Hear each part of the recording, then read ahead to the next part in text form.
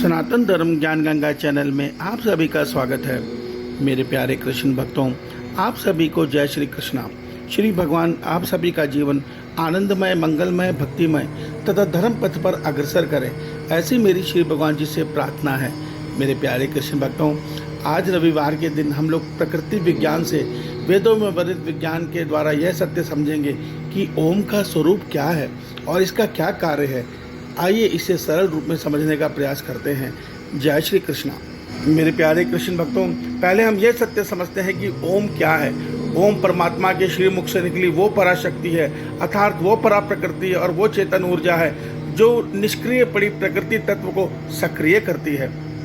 यह ब्रह्मनाद स्वरूप ओम रूपी ध्वनि बहुत सूक्ष्म रश्मियों के रूप में इस सारे ब्रह्मांड में, इस सारे प्रकृति में सक्रिय हो जाती हैं। ये उसी प्रकार है जिस प्रकार एक यंत्र को जब विद्युत की ऊर्जा मिल जाती है, उसी प्रकार जब प्रकृति को ओम रश्मि रूपी ऊर्जा मिल जाती है तो ये प्रकृति सक्रिय हो जाती है और सर्वप्रथम इस प्रकृति में सूत्रात्मक वायु का निर्माण होता है। ये सूत्रात्मक वायु पूरे ब्रह्मांड की रचना करती है। वास्तव में ये वो सूक्ष्म रश्मियाँ हैं जो धागे के समान एक झिल्लीदार चादर पूरे ब्रह्मांड में रच देती हैं और इसी में फिर उत्पन्न होते हैं प्रकृति के समस्त तत्व जो विकसित होते हैं ओम रश्मियों के द्वारा, ओम रश्मि की ऊर्जा से, और इसमें उनके बीज सारे प्रकृति में होते हैं।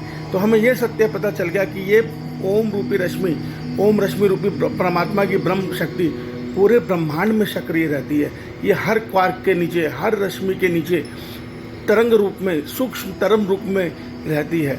जब उसके बाद जब पूरे ब्रह्मांड का निर्माण हो जाता है तो ब्रह्मांड के अंदर सृष्टि की रचना होती है। जिस सृष्टि में हमारे 9 ग्रह हैं, हमारी पृथ्वी है, हमारा सूर्य है, फिर इसकी रचना होती है। फिर इन सब में भी ओम रश्मि अपनी ऊर्जा से सबको जीवंत कर देती है। ये पृथ्वी भी जीवंत है, ये समस्त ग्रह भी जीवंत है, सूर्य भी जीवंत है। हमारे पांच तत्व अग्नि, जल, वायु, आकाश, ये सारे के सारे ओम रश्मि ऊर्जा से अपने अपने कार्य में, ये सारे एक तरह के यंत्र हैं जो ओम रश्मि रूपी ऊर्जा से अपने अपने कार्य को सिद्ध कर रहे हैं। मेरे प्यारे कृष्ण भक्तों, यही ओम रश्मि रूपी शक्ति हर प्राणी के शरीर में जीवात्मा के साथ संपर्क करके उस प्राणी को जीवित किए हुए है। उस जीवात्मा को शरीर देती है प्रकृति। क्यों देती है? उस जीवात्मा के प्रारब्ध के अनुसार उसको शरीर मिलता है और वो प्रकृति अपने 3 गुणों से उस प्रारब्ध के अनुसार उस शरीर को नचाती है, जिसमें ऊर्जा दे रही है, चेतन शक्ति दे रही है, पराशक्ति दे रही है, परमात्मा की ओम रूपी रश्मि शक्ति। तो हम ये सत्य समझ गए कि ओम रश्मि रूपी शक्ति का, पराशक्ति का काम क्या है। अब ये समझिए इसका स्वरूप क्या है। ये हर तत्व के नीचे एक कंपन रूप में रहती है। इसका जो रूप है वो कंपन रूपी है और इस ओम रश्मि रूपी ध्वनि में सदैव ओम की ध्वनि चलती रहती है। और इसके साथ में रहते हैं वेदों के छंद। पूरे ब्रह्मांड में वेदों के छंद हैं जिनको ये अपने साथ लिए पूरे ब्रह्मांड में विचरण करती है और उन वेदों के छंद के में जो नियम बनाए गए हैं उसी के अनुसार सृष्टि के सारे कार्य देवता परमात्मा के इस ब्रह्मांड को, परमात्मा की सृष्टि को सदैव सुचारू रूप से चला रहे हैं। वो ऐसे नियम में बंधे हैं कि वो उस नियम से एक पत्ता भी इधर उधर नहीं कर सकते। क्यों? वो परमात्मा का आदेश है, उसका उल्लंघन ये देवता नहीं कर सकते। मनुष्य तो करते हैं, जिसके कारण मनुष्य को परमात्मा ने 3 गुणों की सजा दी है।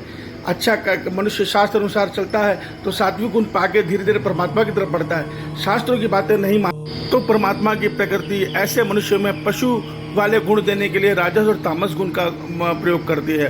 और जब मनुष्य के मन में राजस और तामस गुण प्रबल हो जाता है, उसकी बुद्धि पशु के समान हो जाती है। वो केवल अपने लिए सोचता है। जैसे पशु होते हैं अपने परिवार और अपने सुख के लिए जीते हैं, ठीक यही स्वभाव मनुष्य का भी हो जाता है। वो अपने और अपने परिवार से ज़्यादा आगे नहीं सोच पाता, उसकी सोच स्वार्थी हो जाती है। वो निज स्वार्थ में जीवन जीता हुआ लाख 84 चक्र में भ्रमण करता है। इस सत्य को समझिए।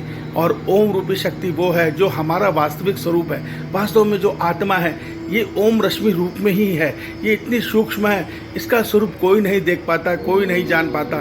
तो मेरे प्यारे कृष्ण भक्तों, जब मनुष्य एकांत काल में बैठ के अपने अंदर से, अपनी आत्मा से ओम का जाप करता है तो हमारी आत्मा का मिलन इस ब्रह्मांड में जो ओम रूपी शक्ति की जो चेन है उसके साथ हो जाता है और उस समय हमारे शरीर को उस कॉस्मिक ऊर्जा का लाभ मिलना आरंभ हो जाता है। और जब वो कॉस्मिक ऊर्जा हमारे शरीर में आती है तो हमारे शरीर को बहुत प्रकार के लाभ देती है।